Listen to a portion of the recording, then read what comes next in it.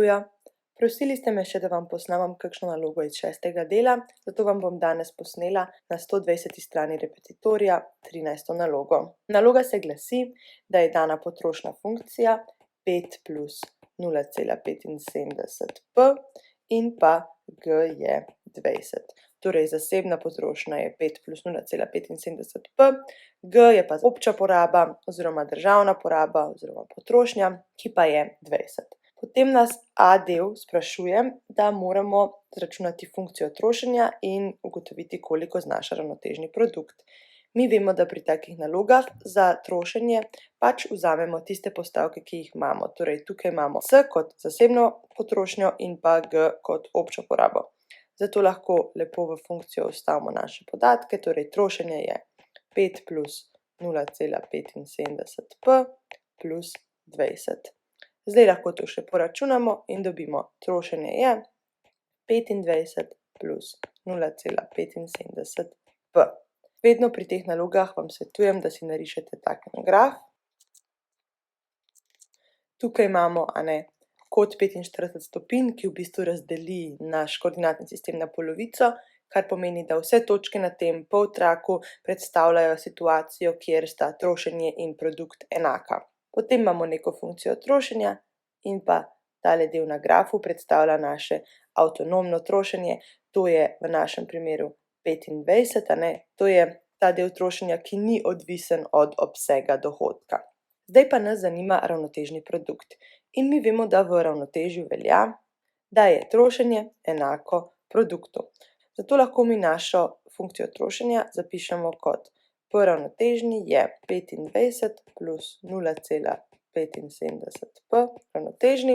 Torej, trošenje smo zamenjali s P ravnotežnim, ker vemo, da sta v ravnotežju, tukaj, kjer se funkcija trošenja seka z našo premico oziroma poltrakom, ki razdeli naš koordinatni sistem na pol, sta trošenje in produkt enaka.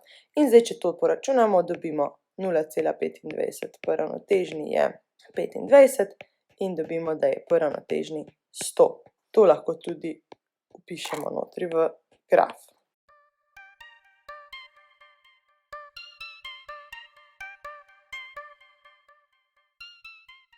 B del naloge nas sprašuje, kolikšna je ob uravnoteženem proračunu stopnja proporcionalnega obdavčenja. Mi vidimo, da imamo predpostavko uravnoteženega proračuna, kar pomeni, da država vse davke, ki jih pobere, torej vse, kar pobere z davki, tudi porabi v nekem določenem obdobju. In če mi vemo, da je državna poraba 20, to nujno pomeni, da potem je morala država v davkih pobrati 20, če imamo uravnotežen proračun. In zdaj čisto preprosto nas samo zanima, kakšna je stopnja proporcionalnega obdavčenja, torej nas zanima, kakšen delež predstavljajo davki glede na ravnotežni produkt. In lahko to zapišemo kot davki vlomljeno z P ravnotežnim, kar je 20 vlomljeno z 100, to je 0,2 oziroma 20%.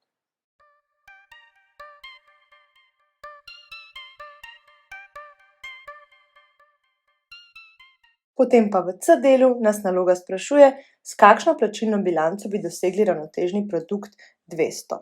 Torej, mi zdaj želimo, da je naš ravnotežni produkt, lahko napišemo P ravnotežni 200. Kar pomeni, da želimo doseči spremembo produkta ravnotežnega 100. Ker zdaj je naš ravnotežni produkt 100, je bil, zdaj pa želimo, da bi bil 200. Torej, želimo povečati ravnotežni produkt za 100. Lahko napišemo plus 100. In zdaj mi vemo, da za takšne situacije imamo formulo, sprememba produkta je 1 vlomljeno z 1 minus alfa krat sprememba trošenja. 1 vlomljeno z 1 minus alfa, to je multiplikator avtonomnega trošenja. Še nekaj več pa lahko povemo tudi o tej spremembi trošenja. Mi vemo, v našem primeru imamo mi funkcijo trošenja, ki je sestavljena iz zasebne porabe in javne porabe. Naloga nas pa zdaj sprašuje, s kakšno plačilno bilanco bi dosegli ravnotežni produkt 200. Torej, nas v resnici sprašujem, s kakšno spremembo neto izvoza bi mi dosegli ravnotežni produkt 200. Torej, lahko si zdaj predstavljamo, da naša funkcija trošenja izgleda kot C plus G, kar imamo od prej, plus neto izvoz. Torej, mi želimo doseči spremembo produkta v višini 100 in vemo tudi, da je naša alfa 0,75, ne. To je naša mejna nagnjenost k trošenju, ki jo imamo podano tudi že v podatkih, takole tulele vemo, da je 0,75. Ta alfa 0,75, mejna nagnjenost k trošenju 0,75 pomeni, da potrošniki 75% svojega dohodka potrošijo, 25% pa prihranijo. In zdaj poračunamo, da je to 100 je 4 krat E minus U. In kot vidimo, smo zdaj dobili ta multiplikator avtonomnega trošenja 4, kar pomeni, da če se trošenje poveča za 1 enoto, se naš produkt poveča za 4 enote, ne, torej 4-krat toliko se poveča. In če zdaj poračunamo, lahko vidimo, da je naša sprememba E minus U je 25, kar pomeni, da imamo suficit v plačilni bilanci, a ne, to pomeni, E je večji od U.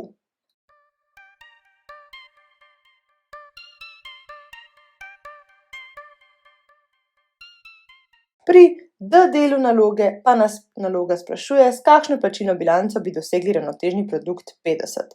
Torej, zdaj bom napisala po ravnotežni 3, a ne, neka tretja situacija je pa 50. Glede na to, da je naš začetni ravnotežni produkt 100, vemo, da zdaj želimo doseči spremembo produkta 50 in to želimo znižati produkt za 50, torej napišemo minus 50. Spet imamo isto formulo, zdaj lahko že sami malo razmislite, kakšen bo zaključek, a ne. Zdaj, če želimo zmanjšati ravnotežni produkt, verjetno lahko že ugotovite, da bomo rabili imeti deficit, a ne. In če mi napišemo minus 50 je naša želena sprememba produkta, tukaj že vemo, da je multiplikator avtonomnega trošenja 4, ne vemo pa, koliko je naša sprememba trošenja oziroma naša plačilna bilanca, a ne. In zdaj lahko spet izrazimo tole ven in dobimo, da je potrebna sprememba, torej plačilna bilanca mora biti minus 12,5, kar pomeni, imamo deficit, a ne. To pomeni, da je E izvoz manjši od uvoza.